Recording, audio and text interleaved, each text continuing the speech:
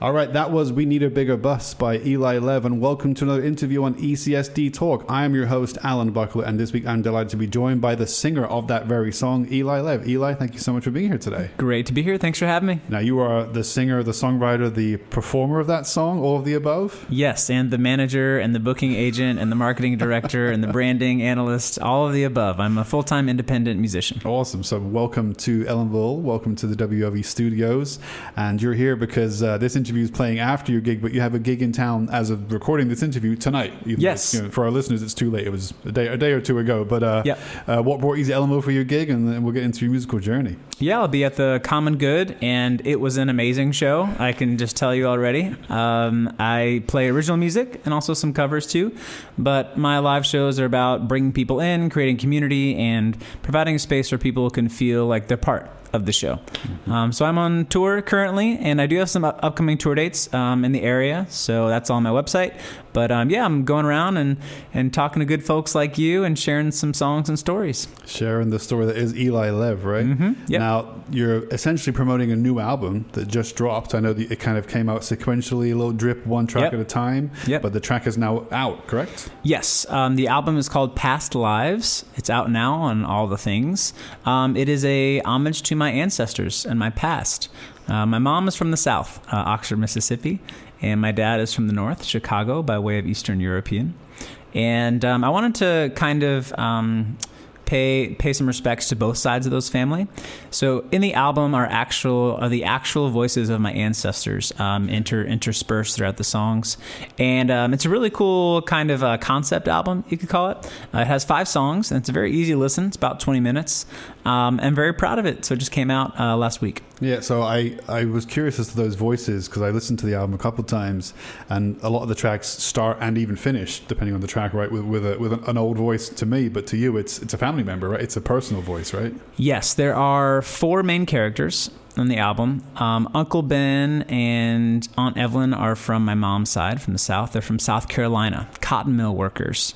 And then on my dad's side, the voice is Bubby Sarah. Bubby Sarah came to this country when she was 17 with $2 in her pocket, and she landed at Ellis Island. And then she took a train all the way to Chicago to meet up with family there. So very impactful stories, very American stories. Story about immigration and identity. And I feel like they're stories that are worth sharing. Now, how did you come across those recordings? They weren't made especially for this album, I take it. No, actually my dad interviewed Bubby Sarah 55 years ago when he was in college, and he put on a cassette tape.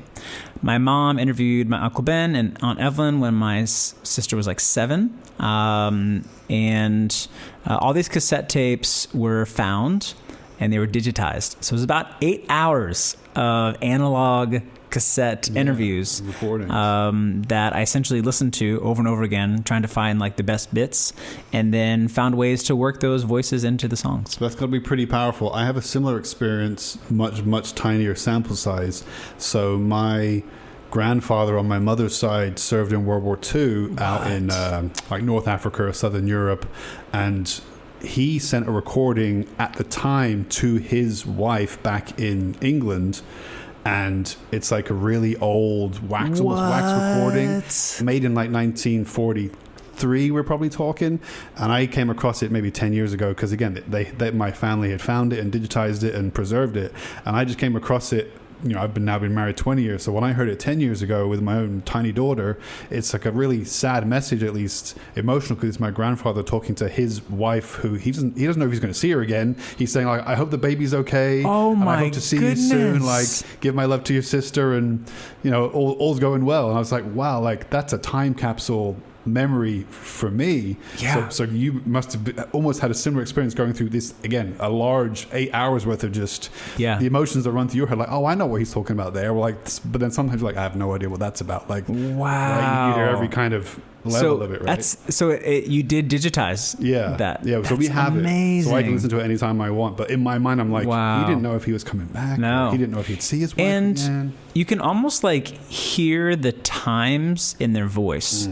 their accent, their cadence, their pace, the words that they're using. Yeah. It's almost like just by hearing those voices, we are transported into that, that part of history. Yeah. That's amazing that you have that recording, and to hear it with your daughter, and to know that that legacy is preserved, and that she can actually hear her great grandfather. Yeah, it'd be at least her great grandfather. Her great grandfather. Yeah, it's pretty amazing. So yeah, that's what the project is all about, and the project is about hearing these stories, sharing the stories of our ancestors. Yeah. So I'll have a music video for one of my songs called "Where We Come From," and I'd love to play it for you live. Yeah, please, because I know. So the song we started the show with today was "We Need a Bigger Bus." That's from the previous album. Yep. So that is not the actual album we've been discussing for the last few minutes. Yeah. The new album is Past Lives. And so yeah, please go ahead and let's hear a little bit of the musical style from that album. Yeah. So this song is called "Where We Come From," and I'll actually be doing a music video for it. And I like to do participation music videos. So I like to have people, be part of them. So for this music video, I'll have people actually hold up photos of their family members, their names, where they were from, what they did, and kind of have a collective, almost time capsule and honoring our heritage. So that's awesome. This one's called "Where We Come From," and it's about my mom's side and my dad's side of the family. And it is on my new album called Past Lives. Awesome. Here we go.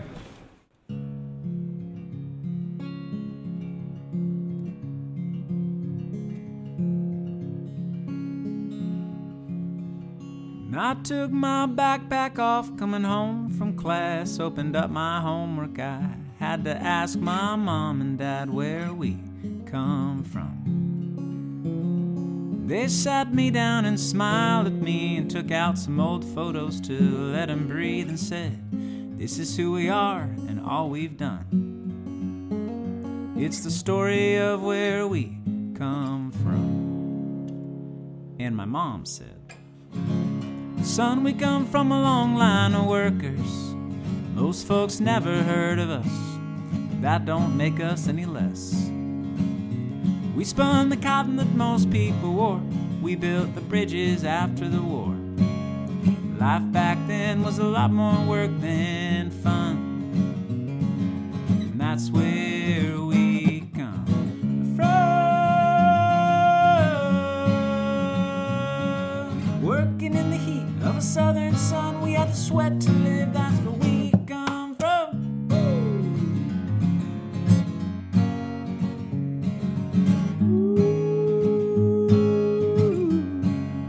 My dad listened closely to my mom's reply and then took my hand and looked into my eyes and said, "Son, let me tell you about my side." He said, "We come from a long line of survivors. We escaped the fires. They're still burning around the world. We made the shoes that most people wore. We built the city from a hardware store. Life back then was always on the run. And that's where we come from. Over the oceans, through the slums we had to leave to live. That's where we come from." This one's for you, Alan. And then one day I'll look in my daughter's eyes when she asks the same to me. And I'll tell her about our family and each branch that made this tree. And I'll say, "We come from a long line of workers. Most folks never heard of us, but that don't make us any less. We spun the cotton that most people wore. We built the bridges after the war. Life back then was a lot more work than fun. Yeah, we come from survivors. We escaped the fires. They're still burning around the world. Oh, we made the shoes that most people wore. We built the city from a hardware store. Life back then was on the run. Woo! And that, my love, is where we come from.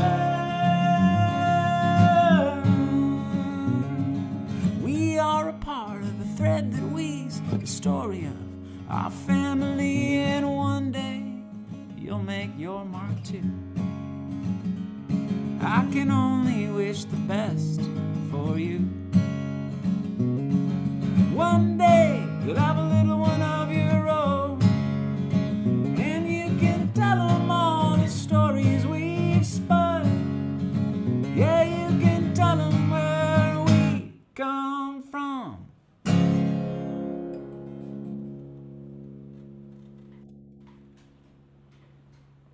Awesome. That was awesome. That was so Thanks, so Don. so good. So I wrote so that line good. in there for you. I loved it. I loved it. I like the line how it was about we made the shoes that people walk on. Yeah. So my ancestors, my mum and my dad, both come from Northamptonshire, Wellingborough, and their nickname is the Cobblers. The Cobblers. That's where that was the shoe making heart of England, I guess. Which Right. again, I didn't know that until I was in my 20s. Wow. Because I just you don't care about these things when you're a little kid. Yeah. And then you grow up and like, why the football team? Why are they called the Cobblers? Because a cobbler is a They shoemaker. make Like, shoes. okay, so why are they called the Cobblers? Because that was the shoemaking heart of England was Northamptonshire. Wow, So is there that's shoemaking history amazing. in your parents' past? Yeah. There was my dad's side. They were shoemakers, and they had a hardware store in Chicago that was really popular, and so that was a part of the building the city essentially from the hardware store. And yeah, they're survivors. They left Eastern Europe during the pogroms before World War II, before the Holocaust. They lived in a shtetl between Poland and Russia and Lithuania. So yeah, they came here to find a better life and survive. Yeah. I do want to say kudos to your guitar ability and your vocal ability because you sound very professional. Oh, thank you so much. So, I mean, I'm sure It's early in the morning too, so that is not no the first small time feat. you've heard that. But I bring that up because I'm curious how long have you been playing? Because you sound very natural at it. Oh, thank So you. I'm curious how long you've been playing and singing, I guess. Yeah, I've been writing silly songs since I was probably like 12 or 13 in middle school. I picked up the acoustic guitar. It took about a year of lessons.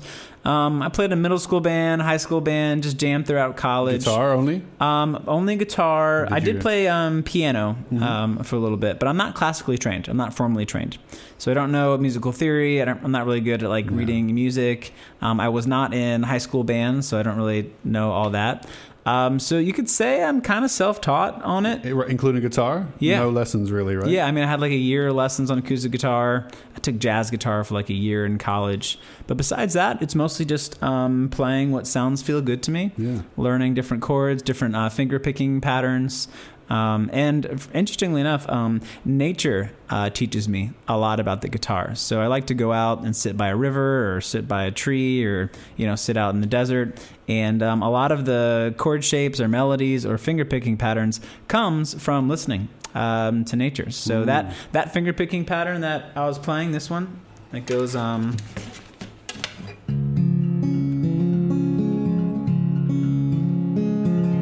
I learned that from a river in Austin, the Rio Grande. I learned that by sitting down in Austin, Texas, and just playing the guitar by a river, and the river just taught me that finger picking pattern. Cool. Pretty cool, huh? Yeah, having nature talk to you and incorporating the harmonics, right? Or Nature's a big thing, a right? great teacher. That's awesome. Yeah. So what kind of music that did you listen to growing up and still listen to? What kind of music has influenced you over your years? Well, I grew up with my mom and dad playing Bob Dylan, Joni Mitchell, Simon and Garfunkel, Cat Stevens, John Denver.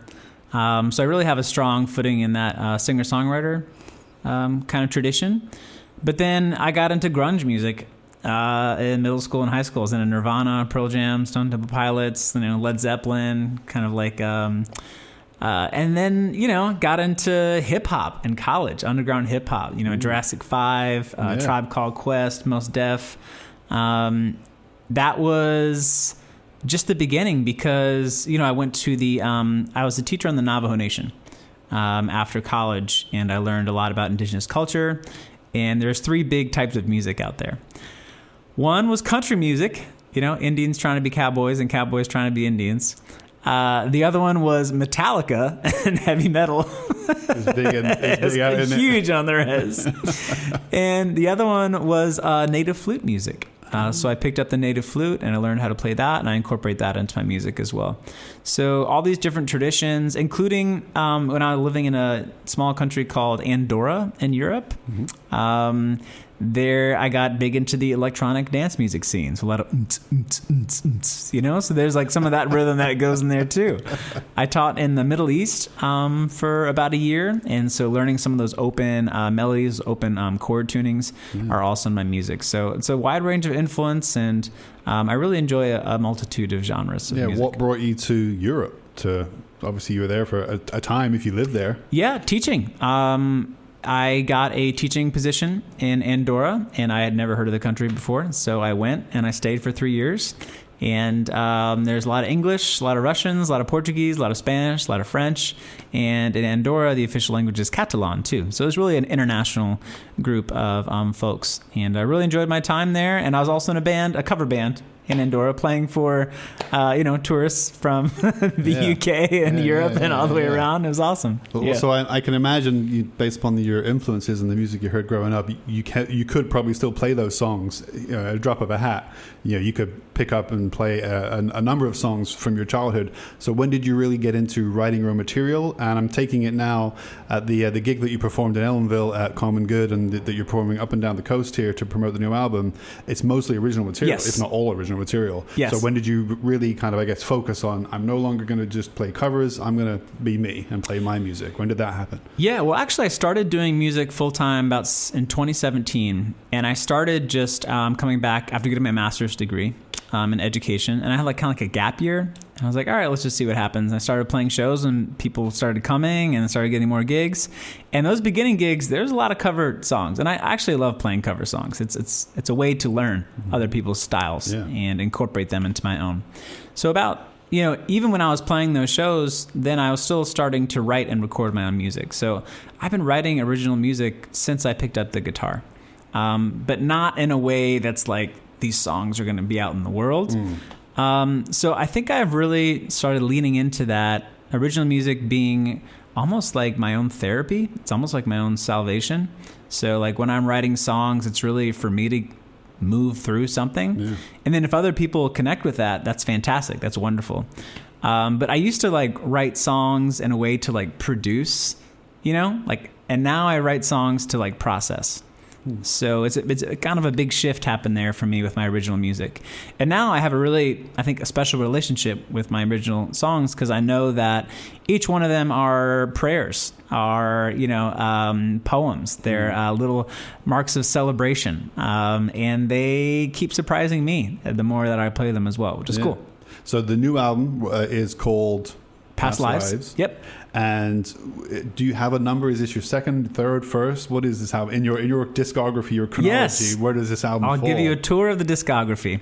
The first project was Four Directions. Four Directions came from my time on the Navajo Nation, and I really appreciated that idea. So my first EP was All Roads East, then Way Out West, then Deep South, and True North. So Four Directions was a 4 EP project. Then I had a pandemic mixtape project, if you want to call it, called Walk.Talk.Dance.Sing. And then now I'm on my 3 Worlds project. So after Four Directions, 3 Worlds. Present Journey is the first world, Past Lives is the second world, and coming next year is Future Myths, which will make up the 3 Worlds project. I like that. And after that, after Four Directions, after 3 Worlds is Two Friends. That's a collaborative project that I'll be doing with my favorite artists. And after Two Friends is One Road. And after One Road is Mic Drop, I Retire, and that's it for Eli Lev. Do you find it, again, probably helps with the process by having almost a theme, or at least something to guide you when it comes to what am I doing here? I'm just rather this on that song. That exactly. It may not have any connective tissue. It can help you focus a little bit just to try to be what could I draw on to make it make sense? That's exactly in a cohesive manner, right? Yeah, it's been a huge help. So as a teacher, thematic units. So that's how I think. That's how I see the world, and that's been a really amazing way to guide me through my musical journey. Is through having these chunks, smaller EPs, and each EP only has about 5 songs, so it's very manageable for me to do. where can people find these EPs and listen to them? Yeah, so wherever you listen to music on all the streaming platforms, but a good base is my website. Just type in Eli Lev in the Google machine. It's ELI space LEV as in victory. And all my tour dates and music is all actually there to be streamed from my website for free with lyrics there too. Yeah, so that's how I think that's what you shared with me. Bandcamp is a popular Bandcamp's there too. choice, right? Is like a free music hosting site, Bandcamp? Yeah, it hosts music, and you can also download the music from it and see the lyrics, and it's a really great setup as well. And so right now you're in the middle of a tour of the Northeast. When did the tour begin, and when does it finish? And what's up besides coming to Ellenville is obviously a highlight. What's going to be what are some of the highlights you've either had or that you're looking forward to? Well, I'm about halfway through tour now. I just love the flow and meeting new people and seeing new places and getting up with the sun and, just experiencing new venues. I actually have a song from Four Directions that I'd love to play for you. It's called Anywhere We Can Go. And it's about all the places I've lived and traveled along the way. And it kind of gives a really good idea of what touring is like as well. Yeah, please. Let's hear it. Let's do it.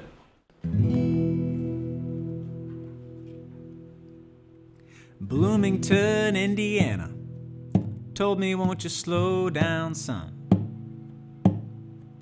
Flagstaff, Arizona, showed me where we all come from. In Silver Spring, Maryland, is where I got this old guitar.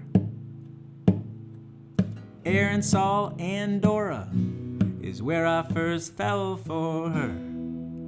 So let's go east, running down the river. West, we've already been there. And south, and it feels like home. But my true north is anywhere we can go.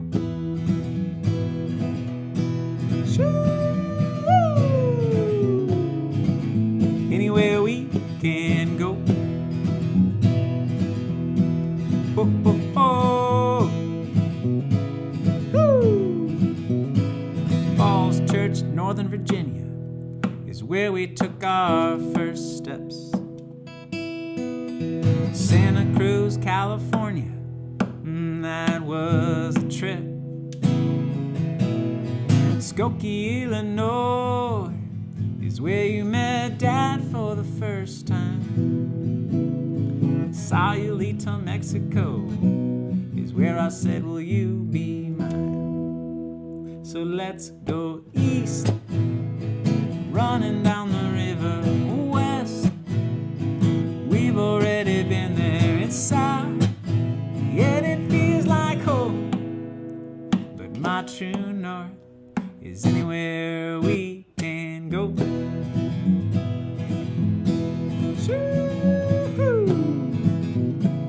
Anywhere we can go.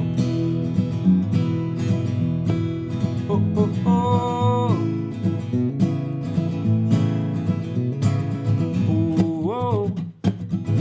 Oh, oh, oh. Anywhere we can go. Oh, oh, oh. Anywhere we can go.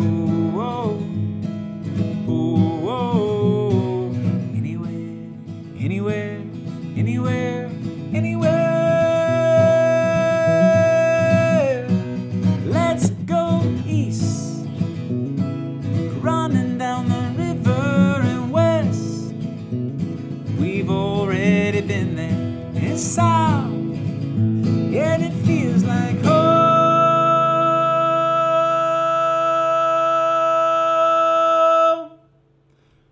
But my true north is anywhere we can go. Yeah. Woo. Really, really good stuff, Eli. Nice. This is Alan on ECSD Talk. I'm with Eli Lev, and he is regaling me with some beautiful music. Beautiful music. Now, that was Anywhere We Can Go. You got it. From Four Directions. Yes. I'm getting it. All right. So it's all sinking right in. That was a couple of EPs ago. Yeah. But you can find that track and other tracks just like it from the same EP and from newer EPs, including Present Journey and Past Lives. Yep. Excuse me, is the most recent album EP. You got it. Go to eli-lev.com. That's eli-lev.com. You got plenty more tour dates. You mentioned you're right in the middle of your tour of the Northeast right now. And when does the tour culminate with? So the tour actually kicked off with an album release show, which was awesome, back in DC. And then the tour is kind of culminating with a show in Harlem, New York, and then Philadelphia is a songwriting round. And then back to Maryland for a hometown show there as well. And I give you credit. This is you're a full-time musician, right? Yep. This is your gig. This is it. You have history as a teacher, but you are no longer an employed teacher. You are an employed musician. Interestingly enough, there are many aspects of teaching that carry over to musicianship. I mean, think about it. You're on a stage, you're in front of people, you got a certain amount of time, you can call it a set list or a lesson plan, whatever you want. You have to do some sort of magical thing to keep people's attention. That's true. So there's some similarities. Some crossover there, right? So where did you graduate high school, and then where did you get your teaching credentials from? Yeah, so I graduated from Springbrook in Maryland, and then I went to Indiana University in Indiana to get my undergrad in education. Then I taught in Arizona, Australia, Andorra, came back to Indiana to get my master's, and then came back to the East Coast to start doing music full time. And since then, I've toured all over the USA, Canada, England, Ireland, Europe, and really kind of had music as my passport.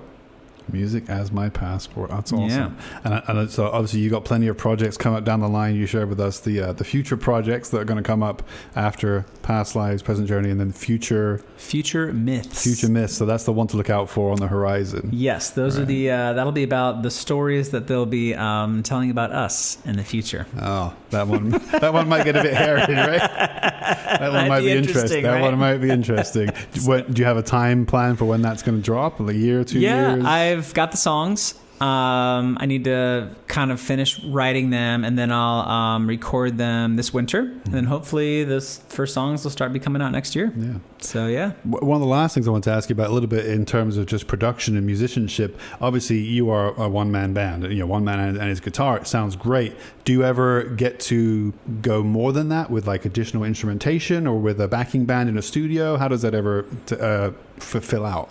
Yeah, so when I do these studio albums, it's full production. So drums, guitar, banjo, mandolin, piano, the whole thing. But on tour, I usually tour solo. Although I do have a band back in Maryland. Like it can be a 2-piece or a 3-piece or a 4-piece or a 5-piece band. Yeah, depending on my first band was called Eli Lev and the Fortunes Found. That was cool. And then it was Eli Lev Collective.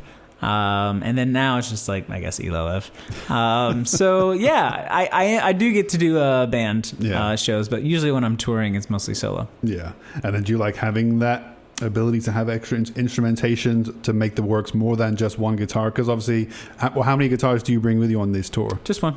There is one guitar. There's one guitar. That's it. Is there a backup? There's one at a music store or wherever I'm at. If I need to find one, I will find one. Right. Yeah. I like that. No nonsense. Yeah. One guitar will do the job. No, you're right. I mean, playing with other musicians is just incredible. So on my album release show, I had a string trio. It was an upright bass and cello and guitar and me playing piano as well. And it really gives another life to the music. So, well, that must be a whole extra level of songwriting, because it's one thing to write a song for yourself to sing on guitar and learn the chords, learn the lyrics, and the cadence of it all. It's a whole nother thing to then say, where could I add another instrument and another instrument and another, and start layering those up, right? Yeah. And that's something you do in the studio, right? Yes, arranging is really fun. I like working with a producer to bounce ideas off of on that. but we get to arrange like, oh, where do the strings go? You know, where does the drums come in? Where does the bass come in? Yeah. It's a really fun part about recording. I really enjoy it. And that's typically done back in Maryland when you do get into the studio, or? So this record, Past Lives, was actually recorded in the Hudson Valley, Peekskill, in New York. That's not far away. Yeah, it's pretty cool. And then Present Journey was recorded in Manassas, Virginia, with a different producer. And Four Directions was recorded in Silver Spring, Maryland, with another producer. So I like to kind of mix it up and just have different processes, because then the music kind of sounds a bit different. Right, it can take on a different feel, right? That's what a lot of bands do successfully. Is some bands like a studio, but some bands like to move from studio to studio. You know, every 5 years to get a new feel, get a new atmosphere, new producer, and just have that inspire the journey that they're on and the music that they're writing. So yeah, I like that. I like that. Yeah. So have you been to Ellenville before? This is the first time in Ellenville. First time in Ellenville. And it's cool that we're in high school. Right now, because it like brings me back to my middle school roots. And I'd love to finish with a song that I'd like to sing for the students here and for folks finding their way through life, which is pretty much all of us, let's be honest. This one's called Move As You Do, and it's from my pandemic mixtape called Walk.Talk.Dance.Sing. Okay. So if you're listening to this program, you would have heard one song from each of my projects, which is pretty cool. I don't always get to do that. So I'd love to play this one for you. Absolutely. So I'll let you get the guitar ready while you do that. In fact, we'll close the show with this song. So before we get to that song, I want to say a huge thank you to my guest today, Eli Lev.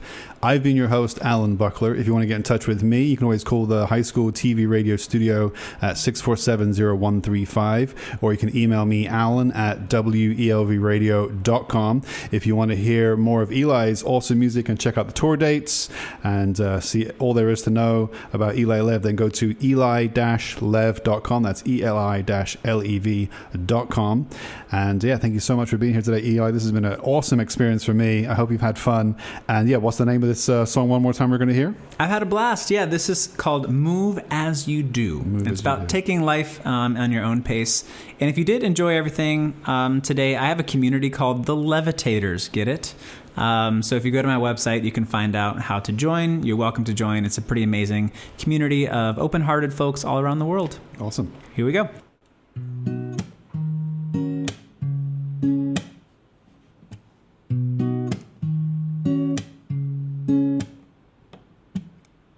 Getting married after 30 is still beautiful. Starting a family after 35 years is still possible. Buying your first house after 40 is still a boss move. Don't let people rush you with their timelines. Just move as you do. Just move as you do. Turning gray after 26 looks pretty good on you. Taking a year to go and travel the world, yeah. Could be when you're 42, still in love with your soulmate at 88. Drinking your coffee and going on dates. There's no rushing, there's no timeline. Just move as you do. Just move as you do. Yeah, and when you're 16 and full of dreams, they'll tell you how it should be. But just go on and make your own life. Don't let people rush you with their timelines. Just move as you.